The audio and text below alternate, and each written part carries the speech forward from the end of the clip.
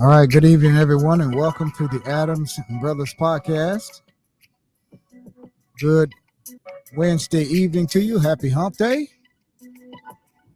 We are joined here this evening by Miss Sonya Lawrence, and we're going to be talking about some financial literacy here today with Miss Lawrence.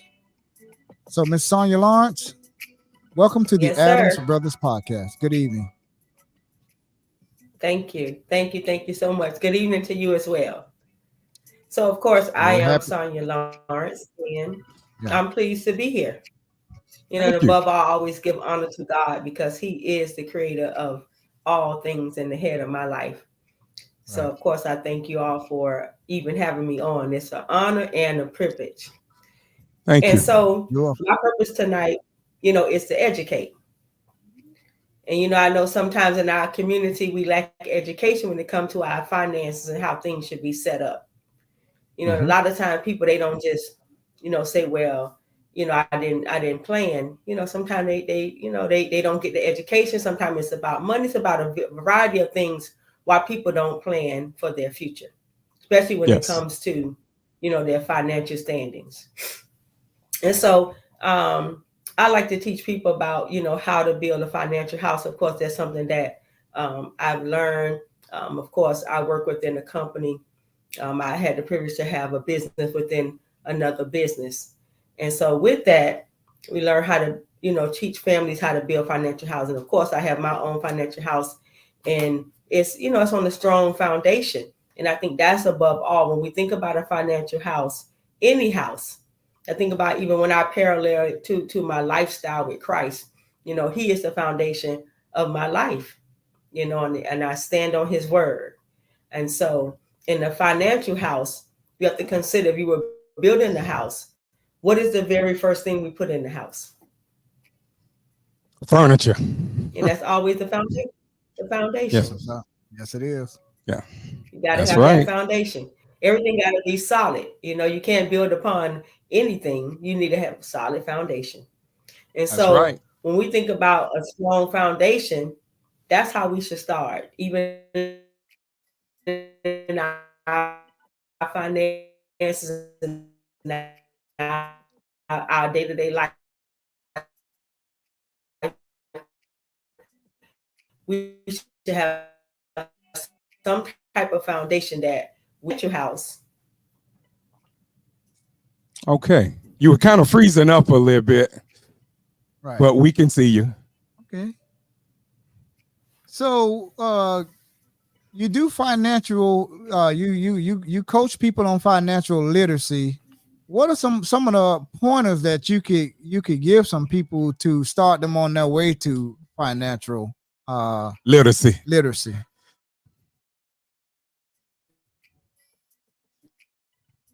I think you froze up, Sonya. You had froze up. You came back just now. Did you hear that question, Sonya? Okay. Is that better? Yes. I'm sorry. I said, did you hear that question? I'll just repeat the question. So you coach people and teach people about financial literacy. What are some of the things that you could share with our viewers to start them on their way to financial literacy? Okay. First off, we should know that we need to have a solid foundation. And a part of that foundation is to have what we consider income protection. And of course, income protection, that protects the income that comes in the house. Okay. Mm-hmm. And so, of course, if that's the case, if that income that comes in the house and keeps the house stable, if you lose that income, then the house is a little shaky. Right. And so we consider that type of income that comes in the house, income protection, we call that our life insurance. And everybody should have life insurance, but statistically, nearly 48% people, they don't have it. And it's time for us to, get that right, get that part of the house in order. So what? We don't have to do GoFundMes. People don't have to sell chicken dinners and things like that. Right. Am I still frozen? Okay. No, you're okay. You're Because I doing don't okay. see y'all moving. Okay. And yeah, it looked like it was trying to freeze, but you okay. Great. So we want to make sure.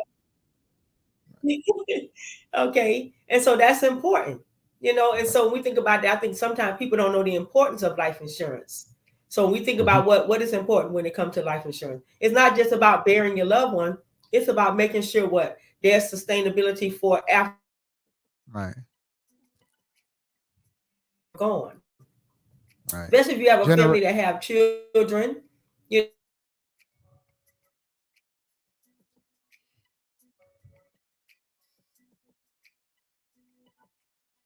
You're freezing up again, Sonya.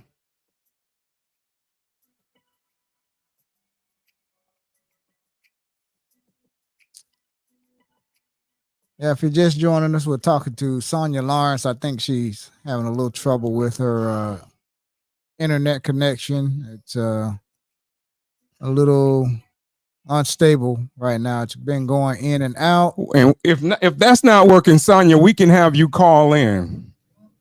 Yeah, call her. Let her have a call in. That'll be better. And we'll do the interview that way. Wow. Yeah, you know what, like Sonya? If you can again, huh? Yeah, if you can hear us, how about we'll just have you call in and we could do it on over the phone. How about that? Or you want to just try to keep going? You want to try and keep going, or you want to just call in?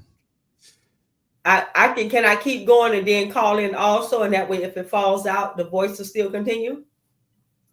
No, we can only do one or the other. Yeah. Okay. Yeah. Okay.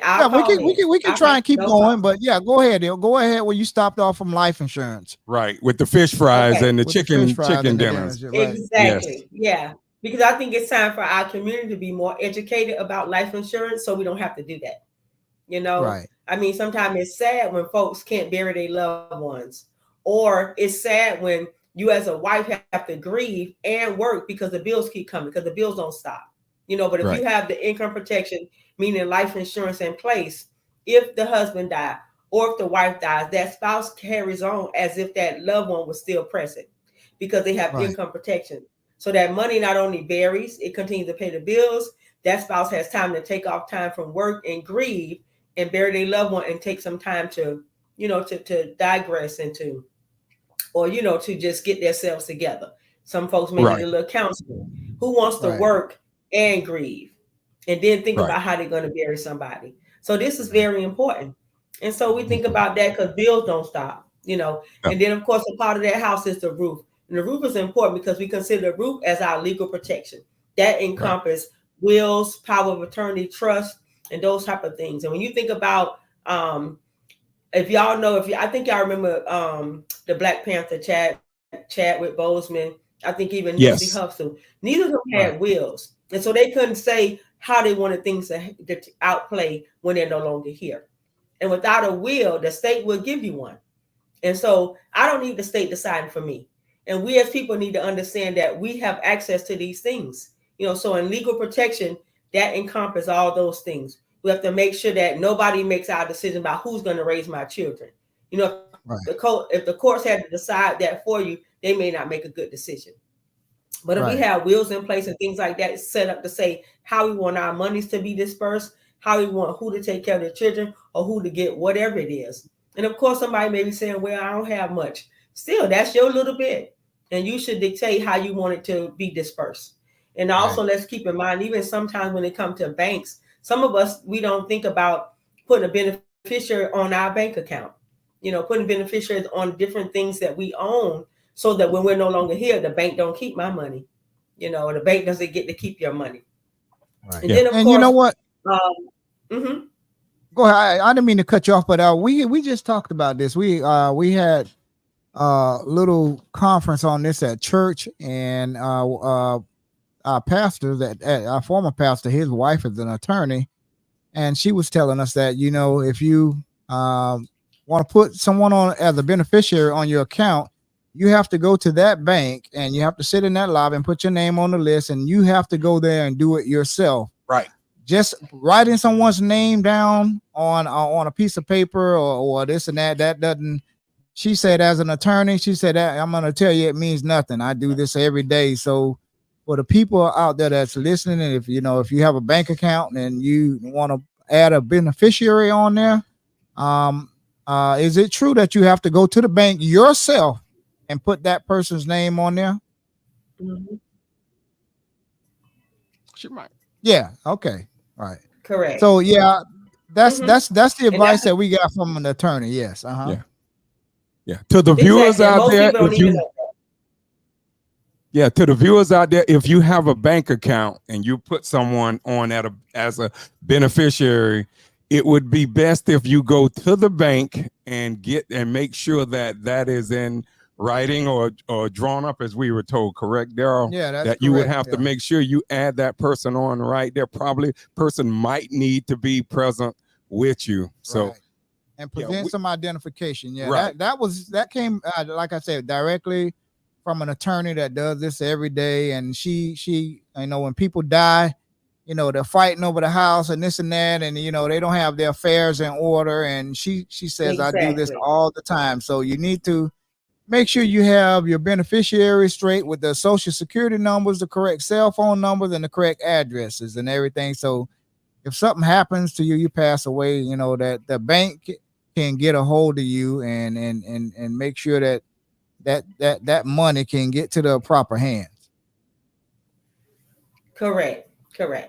And so that's nice, because I also have the privilege of going into a couple of churches and teaching this same house to make sure that our people are informed. Because a lot of times, as Christians, people say, well, God got me. They say things, but without understanding. We know that, but common sense says I need to put some things in writing. I need to set some things in order.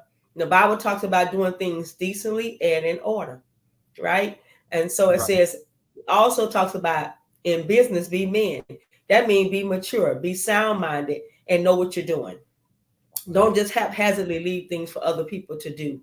So we should plan. Planning is above all things. Planning is always essential. And so also a part of the financial house, we consider that's the roof. And so when you think about the walls within that house that we're building, you got some emergency funds. You also got retirement. And so when we think about the emergency fund, some people don't understand 3 to 6 months of your income, should be saved. And so when I think that when people say, well, yeah, I save, and what's the place they say, Mr. Adams, when they say they save their money, where the place they normally say they save their money at? At the house and under the bed somewhere. Or at the bank. Inside their house. Absolutely. But neither of those places are yielding them any interest. Yes. And so even the Bible talks about, you got to lay up your treasures, where they're going to profit you the most, right? And so if you do that in the house, we don't want things to tarnish that, but we want it to grow also. So even with that being said, the bank doesn't even give a nice percentage. We're talking about what 0.01 or something like that. It's not even. It's not much. It's not worth it, right? And so you want your money to work hard for you. And so in that case, you want to do an emergency fund. Now we have vehicles that work in that way as well. Of course, I just pause for a moment to say, if anybody's listening, or not anybody, for those that are listening and want to get more information when it comes to that, of course, I can be reached, right? And we'll give out those details in a moment when when the Adams brothers allow for that time. Okay. Yes. And so when we think about that, statistically, 58% of Americans, they don't even, when it thinks it would, if they had an emergency that require $100,000 or so, most people don't have that. According to statistics, 57% of Americans can't put their hands on $100K. I know, put me in that group there. I got credit cards, but I wouldn't have the cash. Yeah, I understand. And so when we think about another walls and houses, retirement. And think about this. Retirement, people think it's about the money. I mean, it's about age, but it's really not. Retirement is not an age, it's a number. Because you have some folks who are in their 30s, they don't, I don't know how they, managed to get themselves in that position I'm sure probably by entrepreneurship. And so they have in investing, they have accumulated enough money to retire early. And there's nothing wrong with that. So that's why we know that retirement is not an age. You don't have to wait till you're, what is the new retirement age now? 67? Something like that. Yes. Waiting, and if who we wants get to wait that long to retire? Yeah. Right. Right. Who wants to wait that long to retire to live your? I know you might be want dead to do by then. to have 62. 62 for me. Absolutely. And so we want to think about that, because think about this. People in their 60s and 70s, they're not going back to work because they're like, well, let's say most of them. I'm not going to say all. Most people in their 60s and 70s are not working because they were like, hey, that's what I want to do. No, they have to go back. And why are they doing that? Because nobody sat down and showed them the importance of retirement, how to get their retirement plan in order. Sometimes you'll hear people, you say, well, why are you working? Well, because I didn't have enough money, to stay home. And that shouldn't be, in our 60s and 70s, we should be able to be at home, fishing, I don't know, eating peanuts, whatever it is, you want to be doing, traveling, however that looks, and so these are important topics that we need to have before time. Even the young folks should be talking about that, because the younger you are, it's better to start investing, start putting monies away now, building for your future. And then, of course, we also talk about education. We have, it's sad, but our 18 and 19-year-olds, they should not start off their life in debt. They shouldn't. And a lot of times that comes from what? When they go to school and they take out these student loans and this loan and that loan. And before you know it, when they graduate, they have more debt than they could even manage. And life should not be like that. Because the Bible teaches us what we should plan. Everything is a plan. We don't want our kids to graduate into debt. That's not a way to start your life. We should give them a head start by putting things in place. And we have products, we have vehicles. We have vehicles that can get them to that place.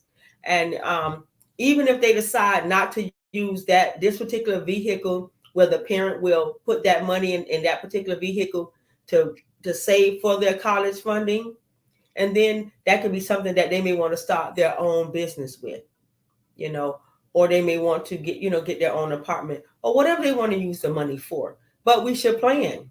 We should plan for that. Some people, they just go through life and they're not thinking, what is this kid going to do? Even if they want to go to trade school, how much better would it be to go there and have it already paid for? Have the money already ready for them to get that done, or have the money ready for them to start their own business. And this is how we plan. I think it's unwise for us not to set the kids' future up this way. I mean, in my opinion, I think and the schools need to require that as part of graduation, an elective class, as far as how to start a business and financial planning and everything should be as part of graduating high school. That's going to be one of the most important things coming into this world, the working class world. That is true. And so look, we're here saying that, and hopefully our voices get heard in that manner. But on the other token, the father's in the home. We think about when there's a father in the home, the father should be teaching this, to be honest. And so we need more people like you all teaching the men on things like this so that they can teach in their homes. Because that's where it begins. Absolutely. Miss Lawrence. And you have to have the problem. Yes. We already know the problem in our household is it's not a lot of men in the household now. So but I read an article about 3 weeks ago, for the first time in over 60 years, 70% of Black households have a man in the house now. So we trending in the right direction. more than what people might think. I'm glad to hear that. Yes. I am glad to hear that. Because when we think about how school is now, I don't know if, everything should, the school, they just not going to teach everything. And there's some things that we should teach at home. Can the Bible say what? Train up a child in the way. Yeah. And the more training we do, then we can raise, children that know how to stand, know how to do those things that are needed to be done. Right. Okay. No doubt. And so, no doubt. Of course, then, yes. One of our viewers says, "Moms too can teach." If the father, that's what I was going to say. So if the father isn't there, then of course the mom, but somebody in the home needs to be teaching. We can't just, say, well, we're going to see how it's going to turn out. No, that's why preparation is key. And so that's why, I'm on this evening to talk about, financial literacy. We need to get more literate about our financial standing and how we plan to see things roll out, in the future. It's important that we raise financially sound children, people, that are going to be in the world, productive in society, and know that they have a financial future already stable. Because a house without a foundation, without walls, with the house falling down. Yeah, right. We can't have the house falling down. Yeah. And these young people need to learn how they're going to have kids, and they're going to have to teach their kids, because their kids are going to watch them and watch how they move and how they live in life, and they're going to have to provide a foundation for their kids in order and give them a running start, get them a start out the gate, a running start. You can't leave them with nothing. You have to pass on some generational wealth to help these kids get a good start in life. And the first thing they have to do too, when they do get generational wealth, is quit selling mama and grandma house. Don't sell grandmama and mama house. Keep that house within the family and let it go on to generations. The first thing our youngsters want to do, I think, more or less in this day and time, they want to, when they do inherit mama and grandmother's house, they take it and they go buy Escalade. Okay, now you got this nice Escalade or this nice Mercedes or Benz, and now you don't have a place to stay. You're renting. So you're right, Sonya. The financial literacy is so important, especially in our community. Yes, it is. It is. Because, for me, I think sometimes when I see people doing GoFundMe, and I'm not bashing it, but I'm just saying, because there was another alternative, there was something else that we could have done. But of course, when you don't know, you don't know. And that's where I come in at. That's where I come in at. And I'm so glad that you all have me on tonight so that people can hear that there are people out here willing to teach this, willing to educate you in this way so that you can have your house stable, so that everything can be lined up properly, so that folks are not just, falling off into debt and don't know how to get out of debt, not having, the kids' future should be looking bright. We have to give our kids a head start. They should have a head start in life, not starting out life in debt, not starting out in life trying to figure out what am I going to do, instead of, or sometimes if they don't even find a job in their profession and they take on jobs that they don't want to do, but they say, I got to pay this money off. I got to pay this off. And that shouldn't be, the child shouldn't have to worry about that. That should not be a worry. Right. Things should and be they should also take some of that money. If you leave your kids a nice lump sum of money, they shouldn't be go out and start spending recklessly, and buying like Wayne say, buying cars. One of our viewers, Elton Jones, said they want fast cash, and just go out and next thing you know, they got $100,000 or $150,000, and 2 years later they broke. They're broke. So that is a good little that can start up a small business. $150,000 that can start up your nice little small business. But if you go out there and blow it on jewelry and gold and and if the young men have got all these women or whatever, you're not gonna have that money very long. Sure won't. A fool and money will part. Yeah, that's right. And so this is where structure come in. Remember I talked about the will, and see we have to put things in place to say, hey, this is what I want to be done. You know, and if you structure it right, it'll turn out right. So we have to stipulate how we want it to pay out, you know, how they can use it, what it should be used for. And pre-adventure, we teach our children along the way that it's not about, you know, cars or fast cars and, you know, splurging money, but it's about, you know, setting yourself up the more for the future. Now, not only have they been set up for the future, now they need to set up their children for the future, even if they don't see them yet. Right. You know, because poor planning, wow, that guarantee you failure. You know, so we have to teach more. We definitely got to teach more and make sure that everybody knows. Everybody knows. So, Sonya, tell our viewers how they can reach out to you for financial literacy, planning, and everything else that go along with that. I'm telling y'all, Sonya is a very spiritual person. I had some conversations with her the last, I would say, 4 or 5 days, and you know, you hear her on here now, but she goes very, very deep. She is a very articulate, intelligent woman. So I would implore our viewers to reach out to Sonya, and I know she's going to give us all her information that she wants the viewers to know how to get in touch with her and how to have a sit down, one-on-one sit down with her about economics and financial literacy. And are you on social media when you start telling the viewers this? But go ahead.